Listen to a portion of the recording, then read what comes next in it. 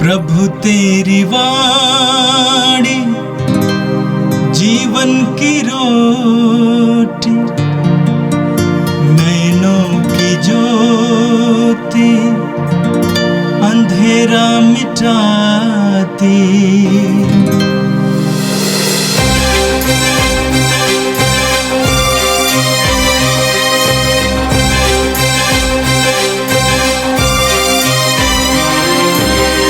प्रभु तेरी वाणी जीवन की रोटी, नैनों की ज्योति अंधेरा मिटाती।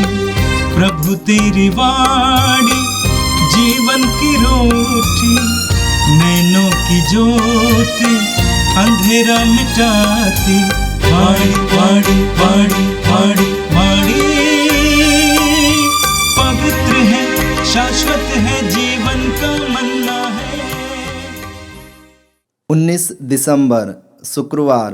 पहला पाठ न्यायकर्ताओं का ग्रंथ, अध्याय 13, वचन संख्याएं 2 से 7 और 24 से 25 तक। सोरवा में दान वंश का मानो नामक मनुष्य रहता था। उसकी पत्नी बांझ थी, उसके कभी संतान नहीं हुई थी।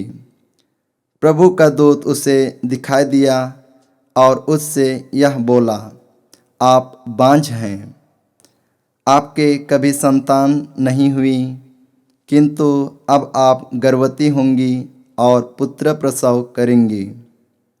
आप सावधान रहें, आप ना तो अंगूरी या मदिरा पिएं और ना कोई अपवित्र वस्तु खाएं, क्योंकि आप गर्भवती होंगी और पुत्र प्रसव करेंगी। बालक के सिर पर उस्त्रा नहीं चलाया जाएगा, क्योंकि वह अपनी माता के गर्भ से ही ईश्वर को समर्पित होगा।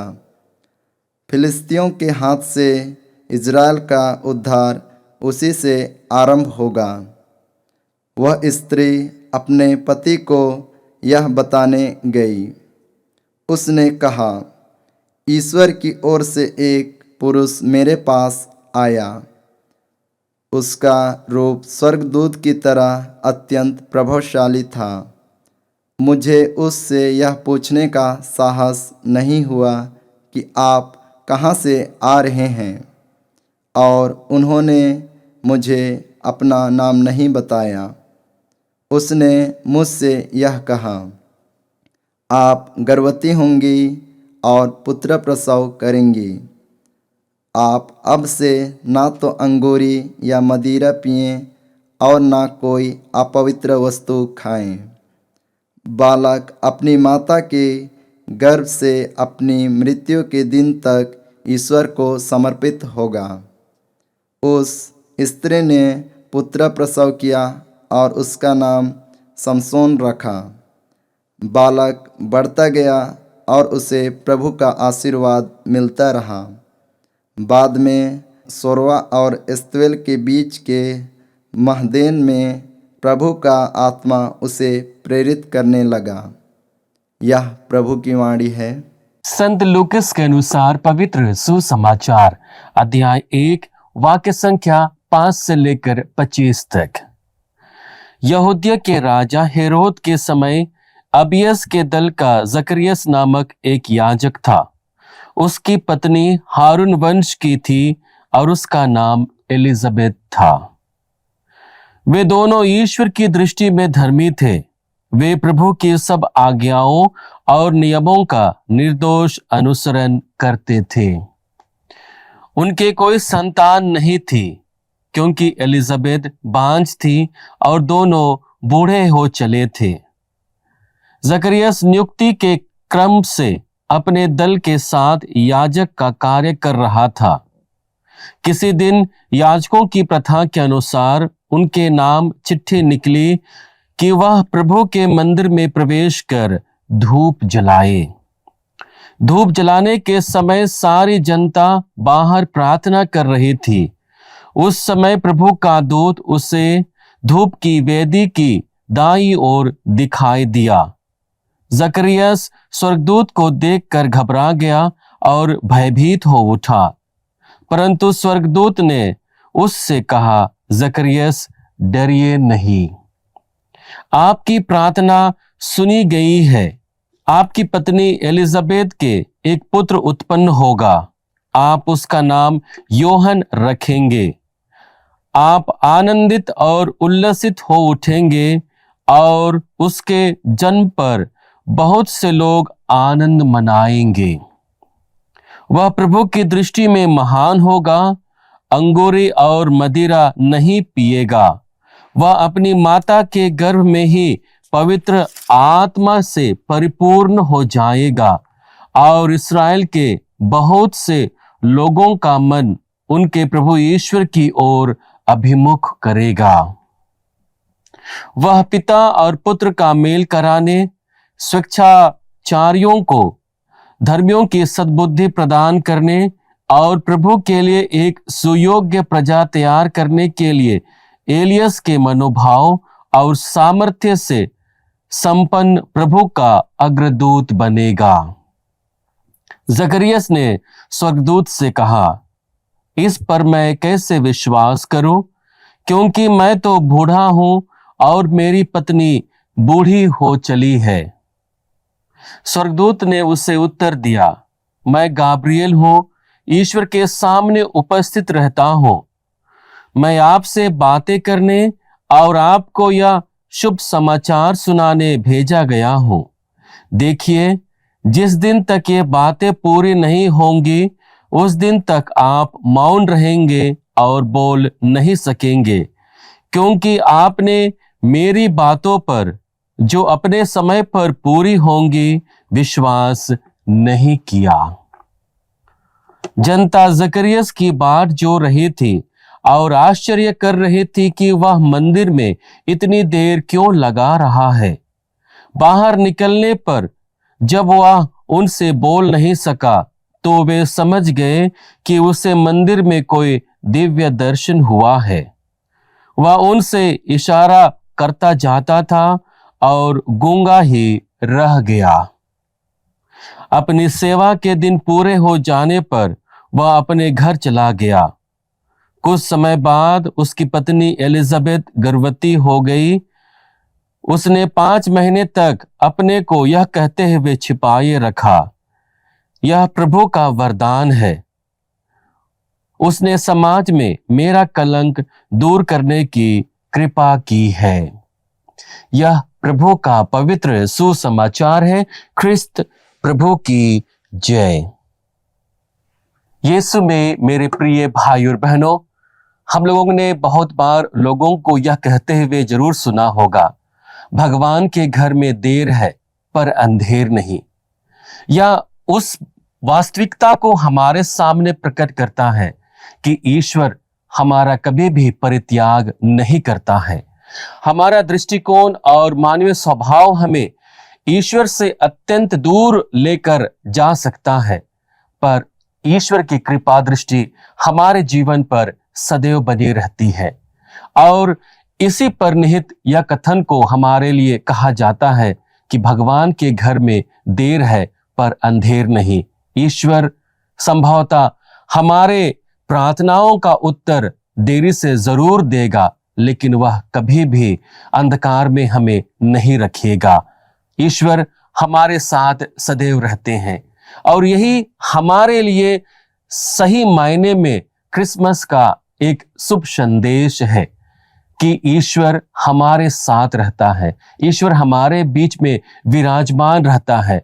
और उसी ईश्वर को हमारे जीवन में महसूस करने के लिए यह पवित्र अवसर होता है कि हम ईश्वर को अपने जीवन में पाएं, ईश्वर को अपने पारिवारिक जीवन में पाएं, ईश्वर को हम अपने सामुदायिक जीवन में पाएं। और क्रिसमस इसके लिए एक अत्यंत सुअवसर देता है, उसी प्रेमी ईश्वर को अपने बीच में पाने का, उसी प्रेमी ईश्वर के प्रेम को अनुभव करने का। आज के दोनों पाठ में हमारे सामने 2 महत्वपूर्ण उदाहरण रखे गए हैं, जहां पर हम देखते हैं कि ईश्वर की कृपा किस प्रकार से मनुष्य के जीवन में प्रभावी होती है। आज का पहला पाठ न्यायकर्ताओं के ग्रंथ से लिया गया है। हम देखते हैं कि यहाँ पर सामसोन के जन्म के विषय में हमारे सामने न्यायकर्ताओं के द्वारा वचन को रखा गया है। हम पाठ में पढ़ते हैं, सोरा के दान वंश का मानोह नामक मनुष्य था। उसकी पत्नी बांझ थी, उसके कभी संतान नहीं हुई थी। प्रभु का दूत उसे दिखाई दिया और उससे बोला, आप बांझ हैं, आपके कभी संतान नहीं हुई, किंतु अब आप गर्भवती होंगी और पुत्र प्रसव करेंगी।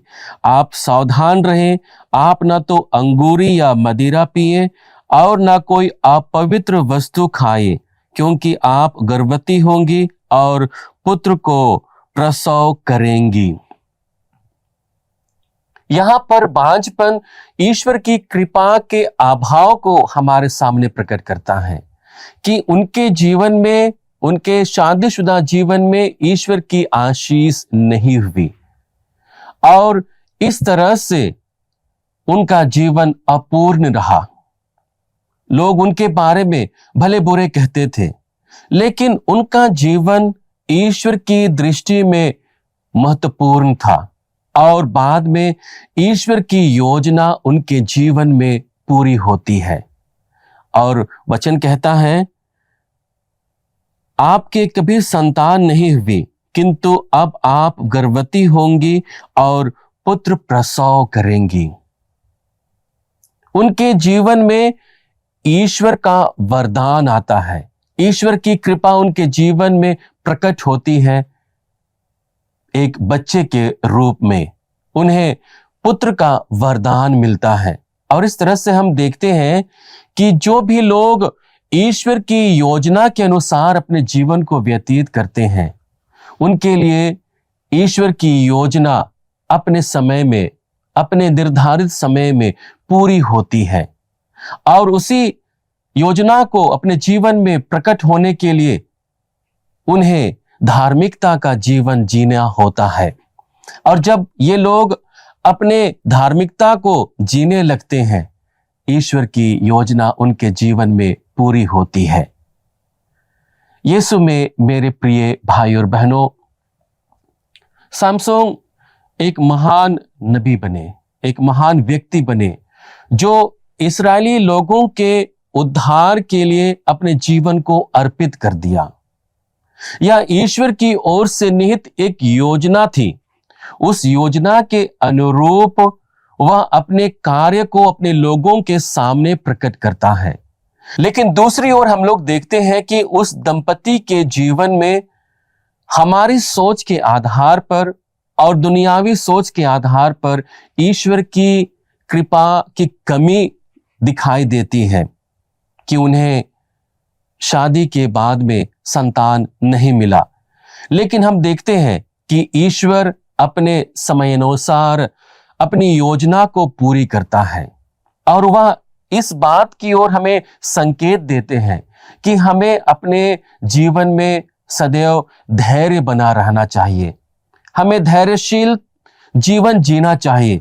और जब हम उस जीवन को जीते हैं, ईश्वर की कृपा हमारे जीवन में पूर्ण होती है। ईश्वर हमारे जीवन में बहुत आश्चर्यपूर्ण कार्य करता है और उसी को देखने के लिए, उसी को अपने जीवन में आत्मसात करने के लिए हमें ईश्वर से सदैव जुड़कर अपने जीवन को व्यतीत करना है।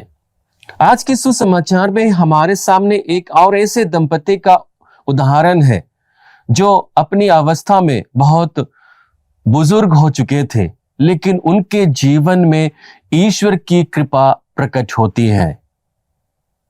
आज के सुसमाचार में हम देखते हैं जहां पर जकरियस और एलिजाबेथ के जीवन का उदाहरण हमारे सामने रखा जाता है कि किस प्रकार से ईश्वर उनके जीवन के द्वारा उनके जीवन में अपनी योजना को पूरी करता है। जकरियस का अर्थ है ईश्वर स्मरण करता है, अर्थात ईश्वर हमेशा हमें याद करता है। वहीं एलिजाबेथ शब्द का अर्थ है ईश्वर की शपथ, और इन दोनों को मिलाकर यदि हम देखें तो दोनों के नामों का अर्थ होगा ईश्वर अपनी शपथ को याद रखता है। ईश्वर की शपथ क्या है? कि वह अपने लोगों के साथ सदैव रहेगा, वह अपने लोगों का साथ कभी भी नहीं छोड़ेगा। और इसी शपथ के विषय में आज हम लोगों को मनन चिंतन करने का एक अवसर मिलता है। यहां पर जकरियस और एलिजाबेथ बूढ़े हो चले थे। अब उन्हें कोई भी आसरा नहीं था कि उनके जीवन में उन्हें ईश्वर की कृपा मिलेगी बच्चे के रूप में। लेकिन ईश्वर उनके जीवन में आता है, उन्हें आशीर्वाद देता है और उनके लिए योहन को भेजता है। और उनके जीवन में योहन आते हैं जो प्रभु यीशु का अगुवा बनता है, जो अपने लोगों को प्रभु को स्वीकार करने के लिए तैयार करता है। आज के इन दोनों पाठों के द्वारा हमें दो महत्वपूर्ण बातों पर मनन चिंतन करने का अवसर मिलता है। पहली बात है, ईश्वर सदैव हमारे साथ रहते हैं। हमारे हर एक परिस्थिति में ईश्वर की उपस्थिति होती है, चाहे हम उसके बारे में या उस अवस्था से परिचित हो या नहीं, हम उसे महसूस कर पाए या नहीं, ईश्वर सदैव हमारे साथ होते हैं। क्यों होते हैं? क्योंकि उसने हम सभी को अपने प्रतिरूप में बनाया है। और इसका तात्पर्य यह है कि जब उसने अपने प्रतिरूप में हमें बनाया है तो वह हमसे प्यार करते हैं, हमसे प्रेम करते हैं। और प्रेम इस बात का प्रमाण है कि ईश्वर सदैव हमारे साथ रहते हैं। दूसरी बात है कि कभी कभी हम ईश्वर को अपने बीच में, अपने जीवन में अनुभव करने से चूक जाते हैं, क्योंकि हमारी मानवीय आवश्यकताएं और मानवीय अनुभूतियां ईश्वर की अनुभूति से और ईश्वर की कृपा से भिन्न होती है।